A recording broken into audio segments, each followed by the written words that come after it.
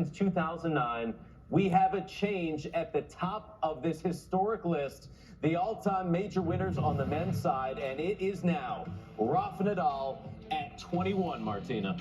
What can you say that hasn't been said? But I tell you, this amazing effort by Rafa Nadal, perhaps his best ever. Really, I just don't.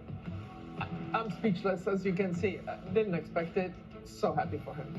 Yeah, it seemed so unlikely when this season began that Rafa would be holding, of all Grand Slam trophies, this one in Australia. Foot surgery last September. He himself said he was a bit underdone coming in.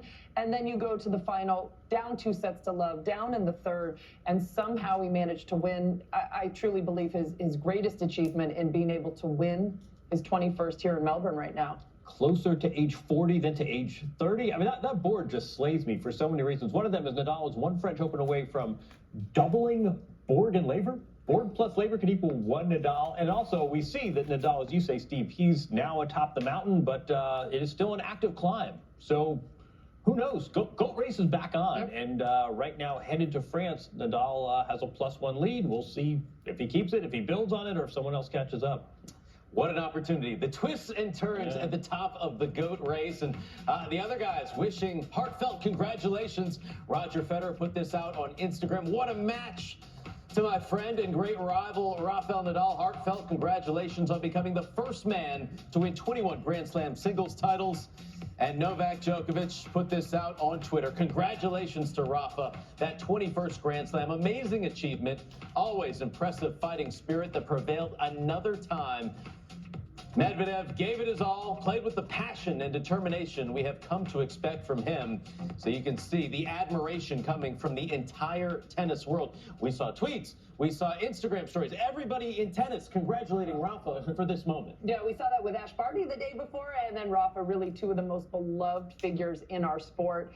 But it was impossible to watch that match as a fan of tennis, whether you're a fan of Rafa, and not just be overwhelmed with what he was able to achieve. All right, let's see how he got it done. The final in Melbourne. Rafa just 3 sets from that major history. Medvedev looking to win back-to-back Grand Slams. It started well for the Russian, Lindsay. Yeah, it really did. Medvedev came out absolutely swinging, looked so free. Was able to really overpower Rafa in that first set. In the second set, Rafa started to find another gear, got up a break, served for the second set, had a set point as well. Missed that backhand, and Medvedev able to get the break back and get this to a breaker. Nadal up a mini break 2 times and up 5-3, and Medvedev able to steal the second set. And at this point, you thought, okay, this match is over. Not so much. Rafa says he was down in the third set, comes back, gets the break here, finally gets ahead again in the third set, gets the crowd going, gets himself going, and he's probably the only guy that thought he could come back and fight, but Rafa takes it 1 point at a time. He gets it done there to get into the third set, and he lets the crowd know he's still in it. Changing breaks, but no major things here. Rafa breaks, has a nice little drop, rolling passing shot, serves it out easily, and we got us a match. And Martina, you were saying this was an emotional comeback. It was a mental comeback. It was a physical comeback. It had it all. He just kept coming, 1 point at a time. You see another great shot there. That was after Nadal was broken. Medvedev then the break back, and here we are, Martina.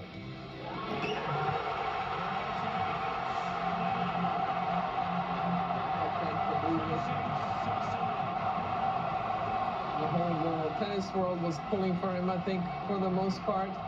Medvedev very gracious, and Rafa, all right, going crazy. I mean, a couple of months ago, he didn't know if he was going to play the Australian Open. 3 weeks ago, we thought another man was going to be making history, but here we are. Historic effort to make history. If we talk about tennis, I'm not that disappointed. Like, it was a huge match. For sure, some small points, small details that I could have done better if I wanted to win. But that's tennis, that's life. It was a huge match. Rafa played unreal, raised his level. I mean, 2 sets to love up. I was like, come on, you know, just go for him, go for more. Even 5th set, I was just make him run. He was unreal. I feel honored. I feel lucky to achieve one more very special thing in my tennis career. I don't care much if I am the one or not the one, or the best of the history or not the best of the history. I honestly today I don't care much. No, for me it's about enjoying nights like today. That means everything for me. Well, for now, he is the one, John, as we take a look at the stats. Yeah, I mean, you look at Medvedev's side of the ledger. He had more winners, he had fewer errors, he had 20 more aces, he won more points. I mean, he really played, you could say, on paper, the superior match, just didn't have it at the right times. Look at the break points as the key stat there, but well-played match. They were tired, but it wasn't as though one player was physically hampered. You could not ask for more from a final. In this moment, going for a record 21st major, and on this stage, a place he had only won one time. Where does this rank all time for Rafa Nadal? No, it has to be up there. Maybe when he won Wimbledon for the first time as well. I mean, he left the court after getting down 2-0 to change his clothes, and you thought this was no way he was going to come back. Midway through the third set as well, Medvedev triple break point to go up 2-0 and 4-2. And this is really when the match changed. Rafa started to find his first serve. He started to get a little bit more aggressive. Medvedev had this chance. He blinked, though. Rafa able to get himself out of trouble. It was so huge for Rafa to be able to start moving a little better, to start anticipating. But everything changed when Rafa was able to get out of this game. The crowd started to come alive, but Rafa's spirit also. He started to believe after getting this crucial hold of serve. And that spirit has been working since he became a pro decades ago. And you look at the defining moments of this match in a career-defining victory, John. What was the moment for you? I just go right to the fifth set when he has a chance to serve this out. 10 years ago, he's playing Djokovic in the final, same court, deep in the fifth set. Couldn't get it done. 5 years ago, up a break against Roger Federer, deep in the fifth set, same court.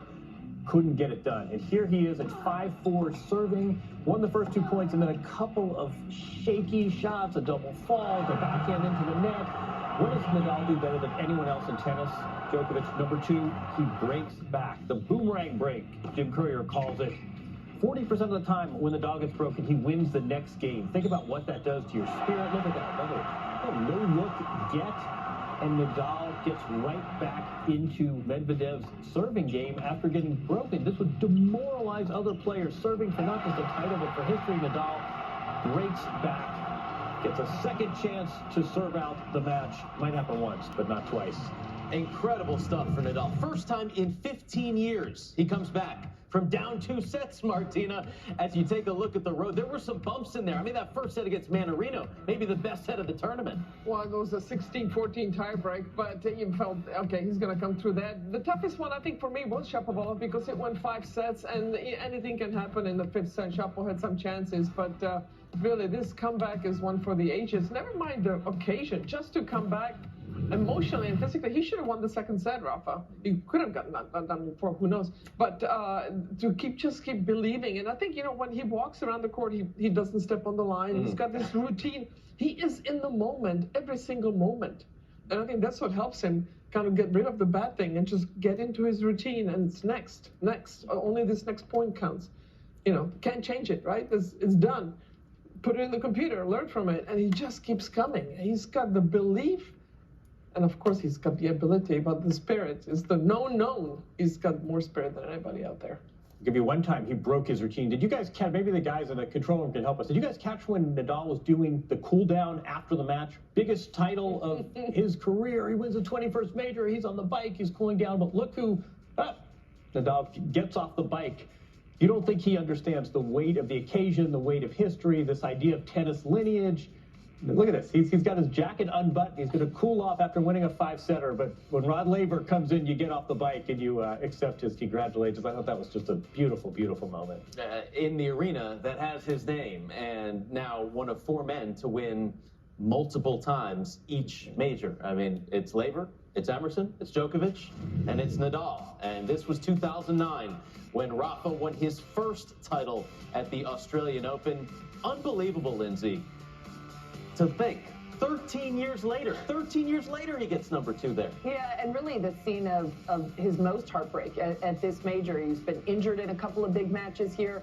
As John referenced, he was up a break in the 5th in a couple of huge matches, and even in 2017, he was up 3-1. Yeah. Game points to go up 4-1 in the 5th against Roger. When Roger won that one, most people thought that was going to be the swing that would separate Roger from from Rafa in all-time majors won. And he just keeps coming. And then just the foot surgery last year, being on crutches. We saw him hobbling out of the French Open. He lost a heartbreaker to Novak in the semifinals. And again, there at Roland Garros, they have those behind-the-scenes camera. He could barely walk out of the locker room and get back up to transport. We weren't sure if we were ever going to see him at that level again. Sure enough, here it is. You know what comes through for me again is his love of the sport. He just shines. He embraces it, and I think that's why he was so gutted that maybe he thought he couldn't play again.